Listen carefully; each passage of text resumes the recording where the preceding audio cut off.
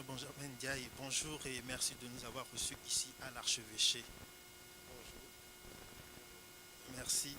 Alors, vous êtes archevêque de Dakar depuis seulement 4 ans, mais évêque, vous l'êtes depuis près de 20 ans. Alors, dans votre posture de chef de l'Église, est-ce que vous pouvez nous expliquer pourquoi l'Église du Sénégal reste si loin de la politique alors que sur le continent en général, les épiscopats jouent un peu le rôle d'alerteur de conscience des acteurs politiques? Alors bon, c'est une appréciation de dire que l'Église est loin de la politique. Je pense quand même que c'est important de faire le distinguo entre le pouvoir spirituel et temporel. Cela peut expliquer une certaine distance de l'Église de la chose politique. Mais l'Église n'est pas si éloignée que cela si la chose politique concerne précisément le bien et la gestion de la cité. Cela dit, je pense aussi que, compte tenu peut-être des conditions de paix que connaît notre pays, nous n'avons pas trop de conflits à arbitrer comme d'autres épiscopats dans d'autres pays. Justement, c'est le cas de la RDC ou du Togo où on a vu vraiment l'implication de l'Église catholique. Alors c'est parce que les situations s'y prêtent et souvent l'Église est même interpellée à apporter sa caution morale à une recherche de la paix et de l'harmonie de la société. Je pense que c'est dans ce cadre qu'il faut expliquer qu'en RDC ou au Togo ou ailleurs, des épiscopats puissent s'engager plus directement. Alors, vous me permettez ainsi peut-être de dire qu'est-ce qu'on entend par Église. Parce que si on dit l'Église est loin de la politique et qu'on entend cela de la hiérarchie catholique, je pense que la hiérarchie catholique est fondée à marquer une certaine distance par rapport à la chose politique. Mais ce n'est pas le cas du citoyen chrétien sénégalais qui doit s'impliquer dans la vie et la gestion de sa société. Et de ce point de vue-là, malgré les nombreux appels lancés par les évêques, nos communautés restent encore assez timorées, timides, ne s'engagent pas suffisamment. Ils font comme si, nos chrétiens font comme si il n'y a pas eu un président Senghor ici, qui a été quand même un président de la République, de la minorité chrétienne dans un pays musulman où il a été accepté de manière fantastique. Et donc je pense que nous avons une certaine timidité à vaincre. Pourtant, à travers des lettres pastorales, à travers des homélies, à travers des conférences, nous ne cessons d'encourager les fidèles à s'engager. Mais je crois que le complexe de la minorité que nous avons, peut-être aussi même un sens de complexe d'infériorité, fait qu'on ne s'engage pas, alors que nous avons quand même l'évangile qui est une force. Nous avons en plus souvent bénéficié d'une bonne éducation à travers nos écoles. Bref, on a envie de dire, les conditions pratiques sont là normalement pour qu'on s'engage davantage. Je pense que s'il y a un mental qui doit évoluer et qui est en train d'évoluer quand même. Je reconnais aujourd'hui qu'il y a dans les conseils municipaux de plus en plus de conseillers catholiques qui prennent à bras le corps leur mission dans la cité. Justement, Monseigneur, vous parlez donc des conférences, des appels à travers les homélies, mais le pape François, lui-même fasciné par Schuman, a souvent encouragé les catholiques à s'engager dans la politique propre et positive selon ses propres termes. Alors qu'on s'approche de la présidentielle de 2019, on est juste à quelques semaines, l'Église du Sénégal semble bien muette. Bon, elle n'est pas si muette que cela. Peut-être qu'elle ne bat pas le tam-tam pour dire je vais parler, oui. Mais l'Église est là bien active. Nous avons une commission justice et paix, par exemple, qui se préoccupe beaucoup des conditions pratiques d'une bonne consultation pour les prochaines élections présidentielles. Cela dit, nous invitons aussi les fidèles à s'engager. Nous ne leur disons pas vous allez vous engager pour un tel ou pour un tel. Ce sur quoi nous insistons, c'est le fait de s'engager pour le bien de la cité. Je pense aussi que psychologiquement, les chrétiens peuvent se poser des questions. Et c'est des questions que je me pose aujourd'hui. Mais tous ces prétendants à devenir président, il faudrait leur poser la question, pourquoi ils veulent être président? Est-ce pour commander? Est-ce pour avoir des avantages? Ou c'est pour servir le pays? Parce que on a l'impression que c'est l'ambition qui l'emporte sur le désir d'être au service de son pays, de son développement, du bien commun, etc. Là aussi, donc, les motivations pour lesquelles nous prétendons à de hautes charges devraient faire l'objet d'une interpellation profonde, que chacun aille faire une introspection pour se demander, mais au fond, pourquoi je veux compétir et devenir président de la République? Pour moi, c'est une question essentielle. Selon ce que vous venez de dire, il y a une limite dans l'engagement politique d'un chrétien, notamment catholique. Si oui, c'est quoi la limite ou les limites? Les limites sont des questions morales. Nous avons une morale et il faut que les options politiques que l'on défend soient en adéquation avec notre point de vue moral. Aujourd'hui, on parle beaucoup de planification familiale. Nous sommes d'accord pour dire qu'il faut travailler à une maîtrise des naissances. Mais nous ne préconisons pas des méthodes artificielles pour cela. Nous préconisons des méthodes naturelles pour la planification familiale. Les méthodes artificielles, vous voulez parler de quelles méthodes? Mais c'est des méthodes, comment dirais-je, comme prendre la pilule, etc.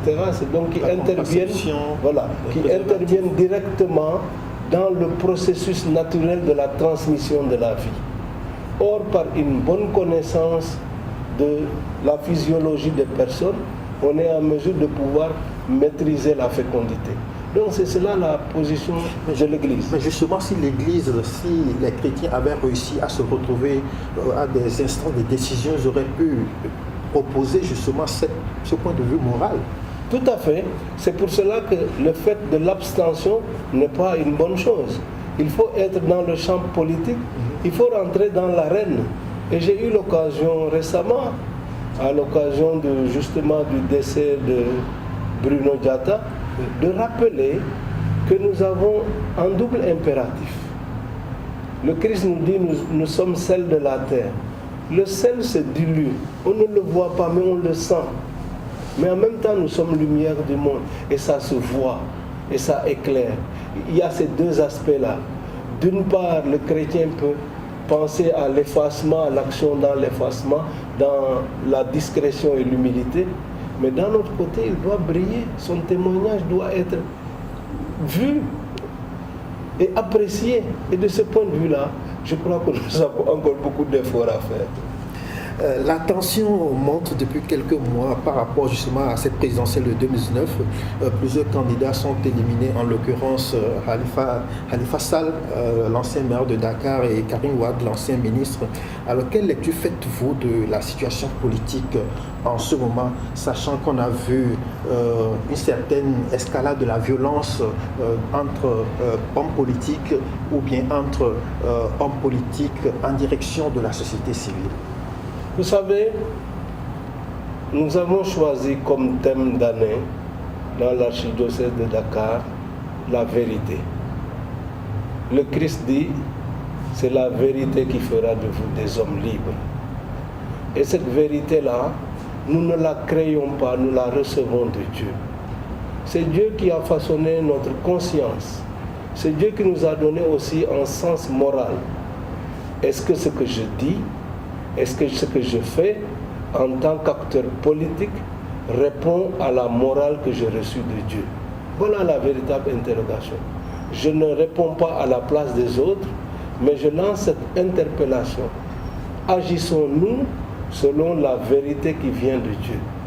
Vous vous interrogez sur les réelles motivations des aspirants au poste de président de la République. Est-ce que quelque part, ça veut dire que l'Église est un peu déçue de ceux qui ont dirigé le Sénégal jusqu'alors? En d'autres termes, quel regard jetez-vous sur le mandat finissant du président Macky Sall? Alors, bon, je ne me ferai pas ici l'auteur d'une appréciation de ce mandat. Je laisse aux acteurs politiques et garde la réserve qui doit être la mienne. Cela dit, quand on voit ce à quoi les hommes sont capables d'arriver pour parvenir au pouvoir, vous vous dites quand même qu'il y a un problème. C'est comme si le pouvoir était une fin à soi, alors que le pouvoir, c'est un service. Je vois simplement dans ce pays, quand on dit de quelqu'un qu'il est ministre, pour nous, il est comme au sommet. Or, ministre, étymologiquement parlant, c'est le serviteur. Alors, donc, c'est aussi peut-être notre mental qui doit changer par rapport à la chose publique, parce que nous sommes au service du bien commun. Servir et non pas se servir, comme aimait dire mon prédécesseur. Alors, c'est vrai que nous apprécions des actions qui sont menées aujourd'hui en faveur du peuple en termes de développement populaire. Nous sommes très attentifs quand des services de base deviennent accessibles, l'accès à l'eau, l'accès à l'électricité, l'accès à une communication facile à travers des routes et des pistes de production. On ne peut pas faire fi de cela et nous saluons vraiment les actions qui sont menées dans ce sens-là. Je n'ai pas la compétence de dire en termes économiques où est-ce que nous en sommes. Je n'ai pas les paramètres qu'il faut pour cela. Je le laisse aux spécialistes. Mais ce sur quoi je vais insister, c'est le peuple qui est souverain. Et c'est le peuple qui décide. Laissons au peuple le soin de décider qui il veut choisir pour le gouverner. C'est de sa prérogative essentielle. Alors, sur le fonctionnement des institutions de la République, vous n'avez pas une appréciation? Bon, j'ai une appréciation globale. Je pense qu'on peut mieux faire. Et je pense surtout que dans ce pays, on devrait faire preuve davantage de discipline dans tout ce que nous faisons, qu'on n'instrumentalise pas les structures, ni les services, ni même la religion, mais qu'on ait le souci de se mettre au service des autres. C'est toujours le même problème qui revient, la préservation et la promotion du bien commun. C'est cela qui peut assurer un développement de tout le monde. Alors, si aujourd'hui, le pape Benoît XVI d'ailleurs l'a dénoncé dans Afriché Mounous, c'est le document qu'il a sorti à la suite du deuxième synode consacré à l'Afrique. Il faisait le constat que la gestion d'après-élection en Afrique continue à poser des problèmes. Il faut qu'on se donne les moyens de scrutin transparent, juste, pour que vraiment ce qui sort des urnes soit le verdict populaire, ce que le peuple a décidé pour son avenir. Cela me paraît important. Et ça veut dire que quand les gens vont aux élections en Afrique et que vous entendez certains dire qu'ils vont l'emporter dès le premier tour, c'est inquiétant. On l'a entendu ici même au Sénégal. Bon, ça peut être dit sur la base de sondages, etc. On cherche aussi à intimider l'adversaire. Il y a des techniques pour cela, de campagne, etc.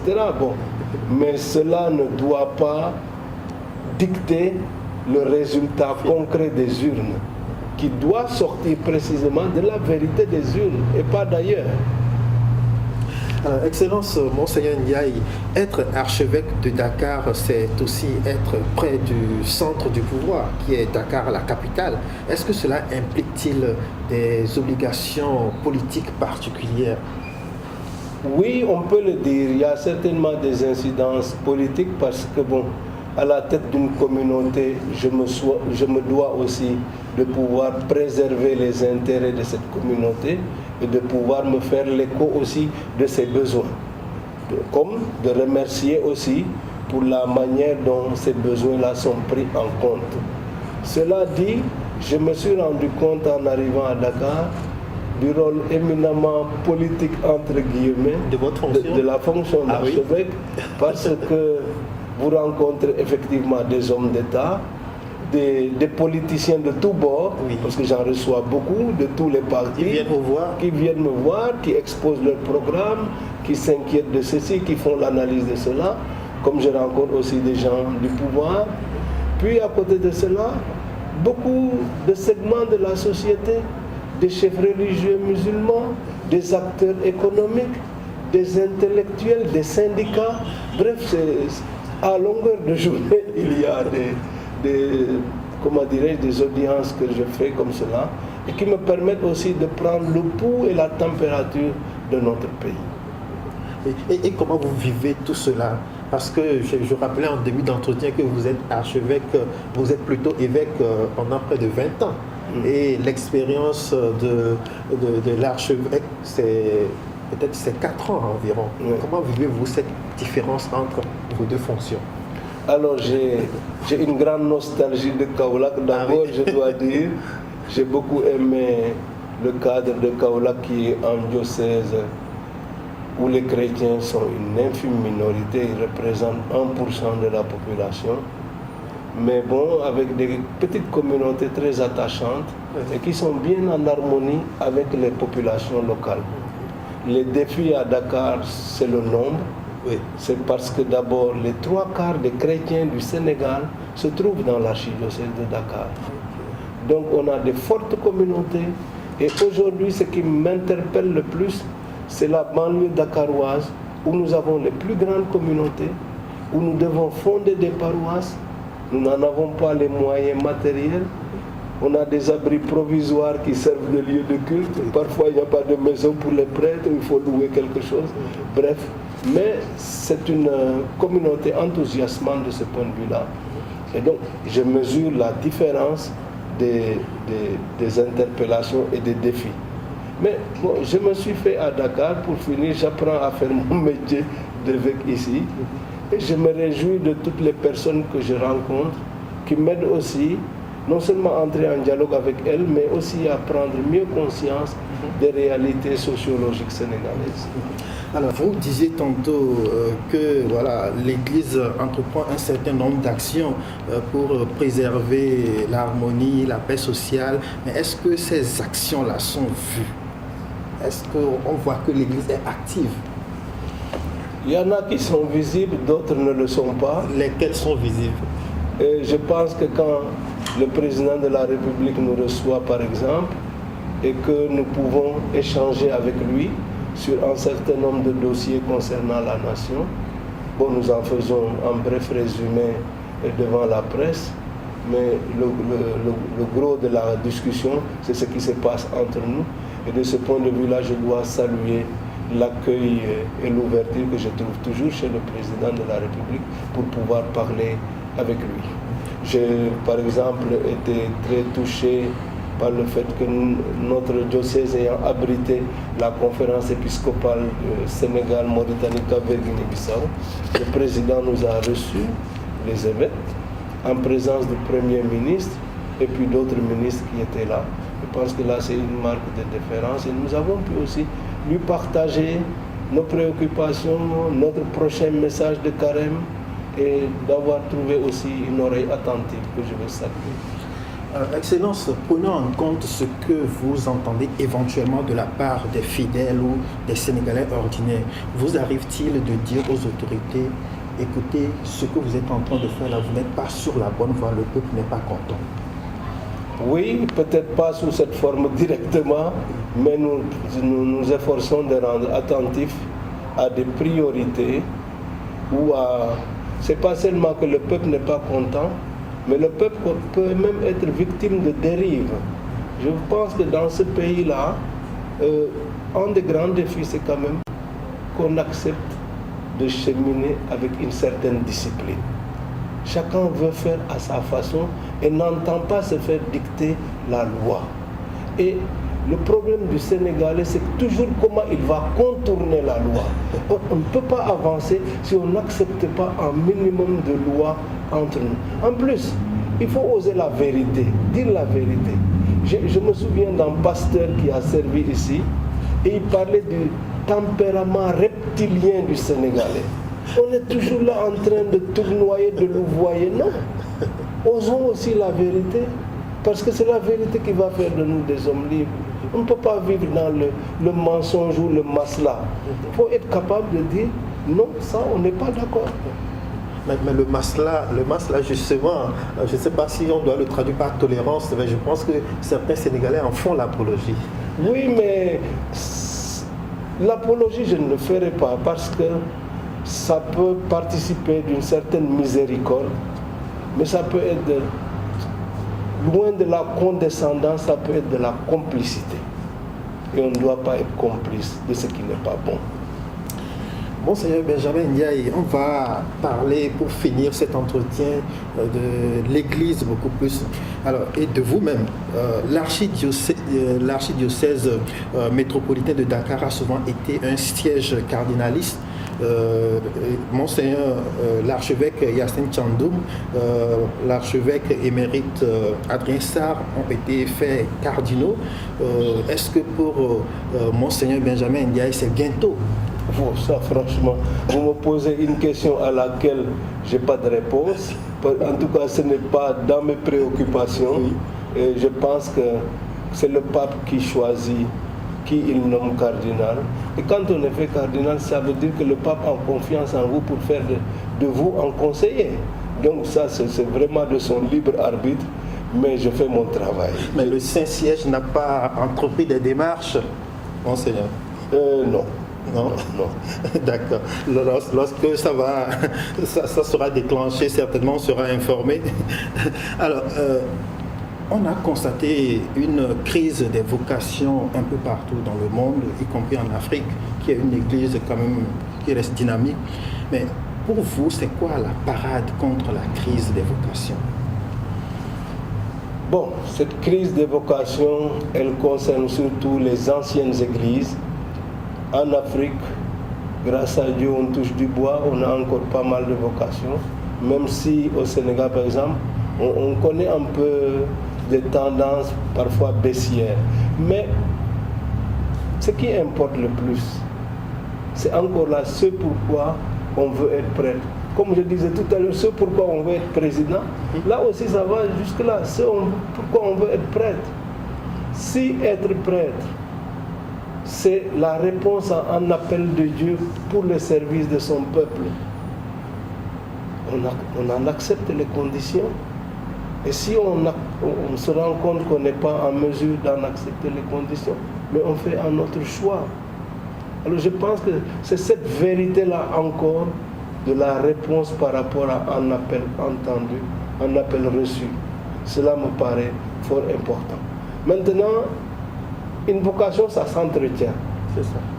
Il faut donc pouvoir se former intellectuellement, spirituellement aussi, vivre une relation la plus profonde avec Dieu, qui nous fasse grandir, pour que nous ayons toujours cette motivation spirituelle qui va nous pousser à nous donner pour les autres.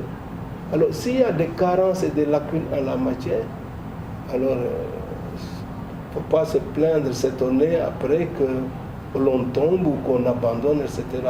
Et donc, je pense qu'il y a des vocations qui n'ont pas abouti parce qu'elles n'ont pas été entretenues comme il faut. Alors, d'aucuns pensent que le célibat des prêtres limite certains aspirants. Alors, faut-il dans ce cas envisager des réformes pour ouvrir le sacerdoce aux personnes mariées? Bon, d'ailleurs, option à laquelle le pape ne serait pas fermé. Oui, bon, il y a eu un débat qui continue de cette manière-là, mais je pense que si on veut être honnête aujourd'hui, un clergé marié poserait quand même beaucoup d'autres problèmes dans nos églises. Lesquels, monseigneur? Mais vous avez une vie familiale pour vivre avec quoi? Avec des églises pauvres qui ont même du mal à entretenir leurs prêtres célibataires. Comment ces églises-là vont faire avec des prêtres mariés?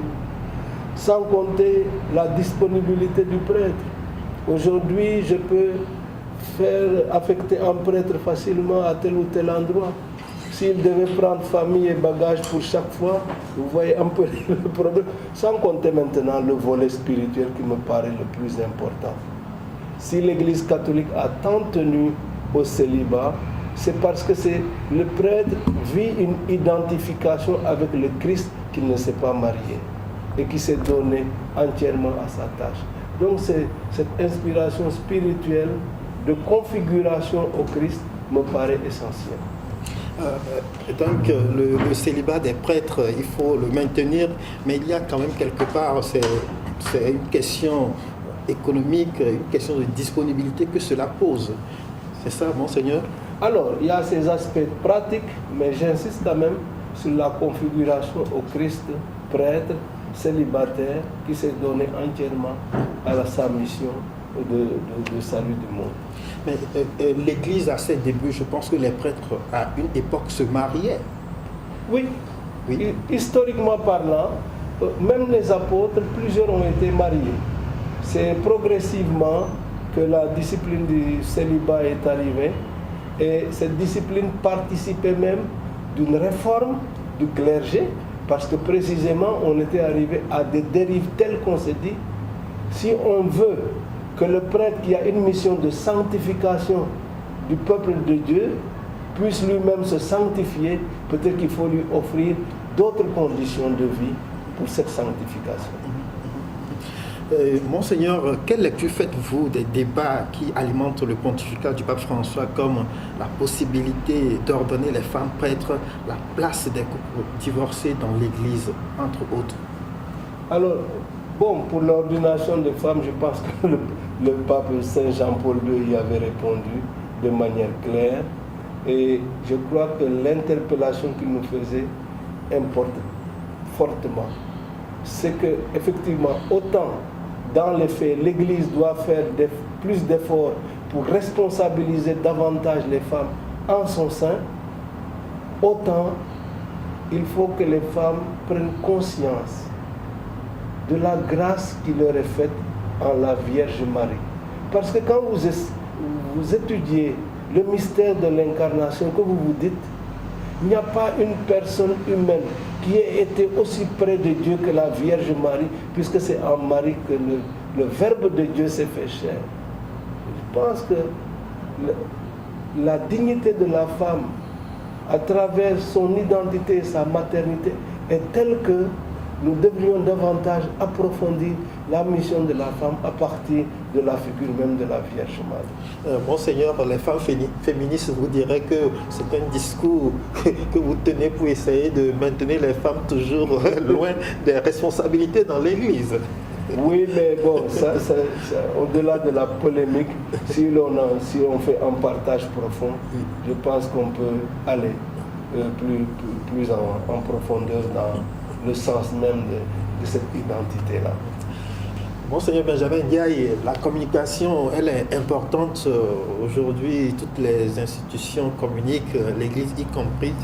Mais on a constaté que aujourd'hui au Sénégal, il n'y a pas un support de communication en vue. On avait connu Horizon Africain, mais qui n'existe plus.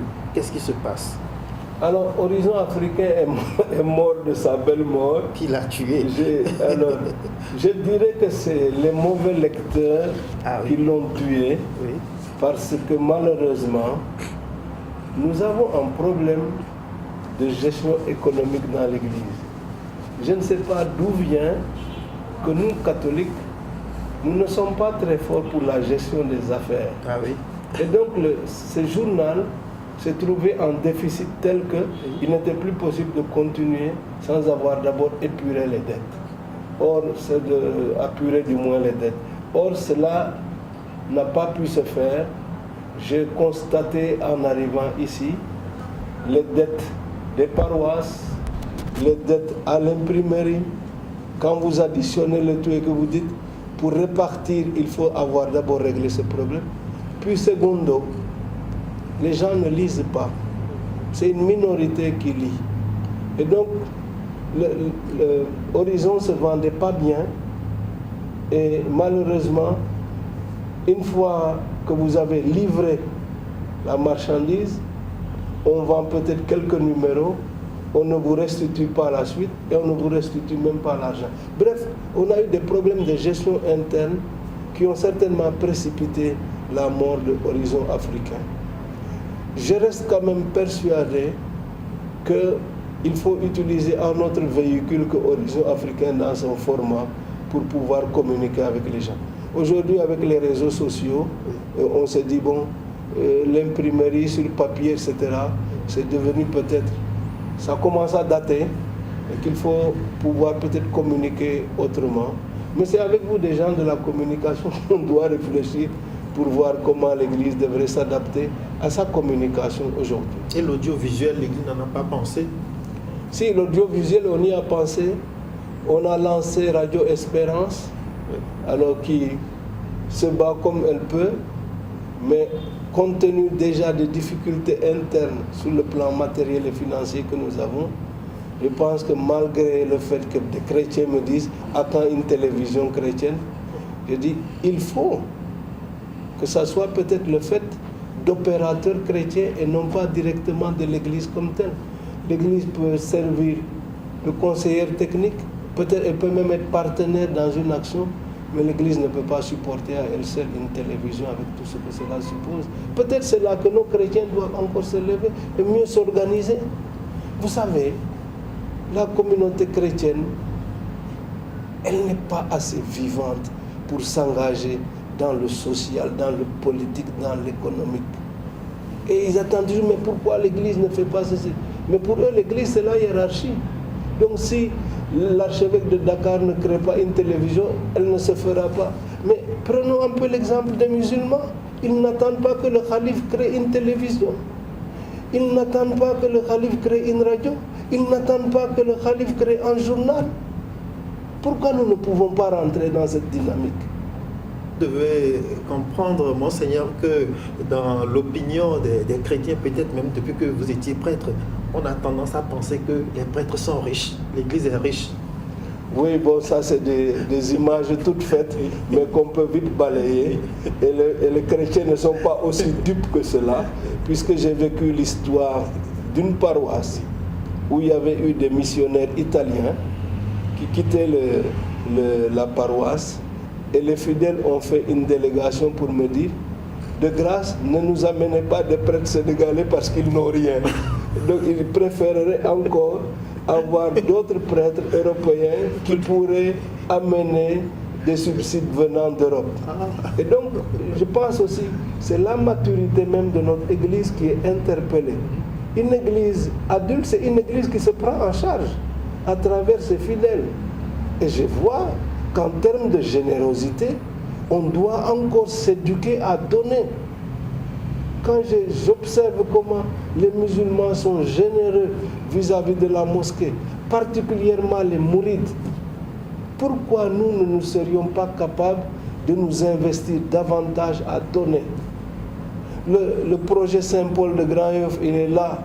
Tout le monde critique, tout le monde dit qu'on a détourné de l'argent, ce qui n'est pas vrai du tout. On a fait l'état de la situation.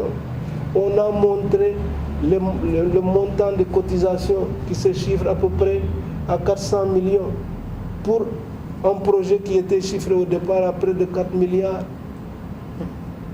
On a dû faire une dette au niveau du diocèse à hauteur de 300 millions pour que l'ensemble permette de faire les fondations. On essaye de repartir, mais on n'entend que des critiques. Prenons notre Église en main. C'est notre Église. Elle sera ce que nous en ferons. Ce n'est pas les autres qui vont construire notre Église. C'est nous-mêmes qui allons la construire.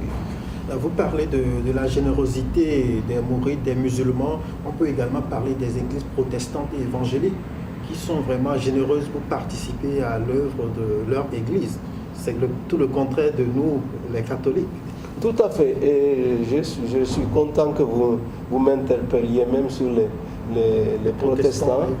Parce qu'on semble dire même que peut-être c'est les conséquences d'une certaine théologie qui permettent aux protestants d'être plus au fait des réalités du monde.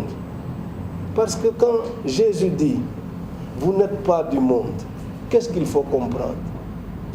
Si le catholique dit « ah, je ne suis pas du monde, donc je ne m'occupe pas des affaires du monde », c'est une mauvaise compréhension du mot « monde ». Parce que le monde, dans Saint Jean, peut désigner l'espace spatio-temporel où l'on vit, mais ça peut désigner aussi le démon entend qu'il s'oppose aux choses de Dieu. Et c'est dans ce sens-là que le Christ dit, vous n'êtes pas du monde, c'est-à-dire vous ne relevez pas du démon et de ses manigances, mais vous êtes bien dans le monde des hommes, et c'est là qu'il faut vous battre, vous engager pour produire, pour développer et aider les autres à produire et à se développer. Alors, c'est sur cette note qu'on va se laisser. Je rappelle donc à nos auditeurs, à nos téléspectateurs, à nos lecteurs que c'était Monseigneur Benjamin Ndiaye, archevêque de Dakar, qui nous recevait. Monseigneur Benjamin Ndiaye, Africa Stratégie France vous remercie d'avoir accepté de le recevoir, de discuter avec lui de la vie de l'Église catholique au Sénégal, de la participation, de l'implication de l'Église catholique au Sénégal. Votre dernier mot, Monseigneur? Mais saluer tous ceux qui nous écoutent, tous ceux qui nous regardent, et leur souhaiter beaucoup de paix et de bonheur. La vie n'est pas facile. Elle attend de nous que nous nous battions pour la paix. C'est cette paix que je souhaite à tout le monde. Merci, Monseigneur. Merci à vous.